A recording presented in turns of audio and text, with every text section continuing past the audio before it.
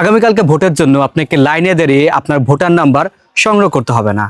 আপনি আপনার হাতে থাকা মোবাইল দিয়ে খুব সহজে আপনার এনআইডি কার্ডের নাম্বার এবং ডেট অফ বার্থ দিয়ে আপনার ভোটার নাম্বারটা আপনি খুব সহজে দেখতে পারবেন। তো ফলে আপনাকে ভোট কেন্দ্রে গিয়ে লাইনে দাঁড়াতে হবে না। এখান থেকে আপনি সিরিয়াল নাম্বারটা বা ভোটার নাম্বারটা আপনি দেখে নিলেন, যাতে সেখানে যাবেন, টোকেনটা আপনি সংগ্রহ করবেন, দেন তারপর আপনি ভোটটা দিয়ে আসবেন। তো আপনার সিরিয়াল নাম্বার বা ভোটার নাম্বারটা আপনি কিভাবে দেখবেন, এটা এখন আমরা মোবাইল স্ক্রিনে গিয়ে আপনাদের দেখিয়ে দেব।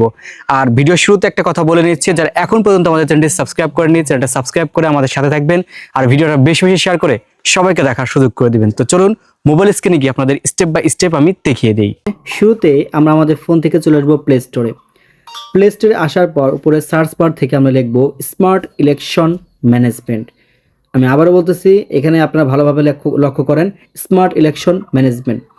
ইনস্টলে ক্লিক করব, দেখতে পারবেন কিছু সময় লোড নিয়ে আমাদের অ্যাপ্লিকেশনটা ইনস্টল হয়ে যাবে এবং এইখানে যে ক্যান্সেল লেখা দেখতে পারবেন, এখানে ওপেন লেখা আসবে, সাথে সাথে ওপেন লেখা চলে আসলো। এটা আপনি একটা ক্লিক করব। ইন্টারফেসটা দেখতে এরকম হবে, আপনি বাংলা বা ইংরেজির যে কোনো একটা দিতে পারেন। আমি এখান থেকে ইংলিশ সিলেক্ট করলাম, এখন এখান থেকে ইংলিশ চলে আসছে।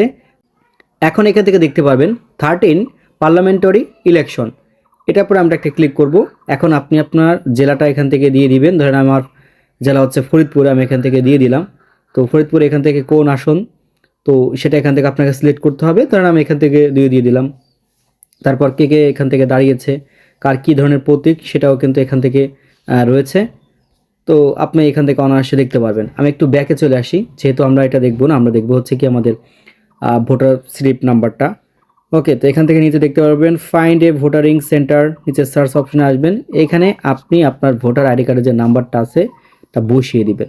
বসিয়ে দিলাম, এরপর এখান থেকে আপনার ডেট অফ বার্থটা দিবেন, এখানে ক্লিক করবেন, আপনার জন্ম সালটা দিবেন। তারপরে এখানে জন্ম তারিখটা বসে গেল।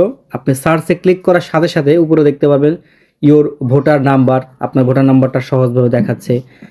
আপনার ভোটার যে সিরিয়াল নাম্বারটা সেটাও এখান থেকে দেখাচ্ছে। তারপর আপনি কোন সেন্টারে গিয়ে আপনি ভোট দিবেন, তো সেটাও এখান থেকে লেখা আছে। এরপর ইওর অ্যাড্রেস দেখতে পাবেন, কিভাবে আপনি আসবেন, অর্থাৎ লোকেশন দিয়েও আপনাকে দেখিয়ে দিয়েছে এবং নিচে আপনাকে দুটো ছবি দিয়েছে কোথায় আপনি ভোটটা দিবেন। তো এইভাবে আপনি খুব সহজে আপনার ভোটার সিরিয়াল নাম্বারটা দেখে নিতে পারেন। এই ছিল আপনাদের মাঝে ছোট্ট একটা ভিডিও শেয়ার করা। ভিডিওটা যদি ভালো লাগে একটা লাইক দিবেন, কোনো মন্তব্য থাকলে কমেন্ট করে জানাতে ভুলবেন না, আর সাবস্ক্রাইব করে আমাদের চ্যানেলের সাথে থাকবেন। দেখা হবে নতুন একটা ভিডিওতে। আল্লাহ হাফেজ।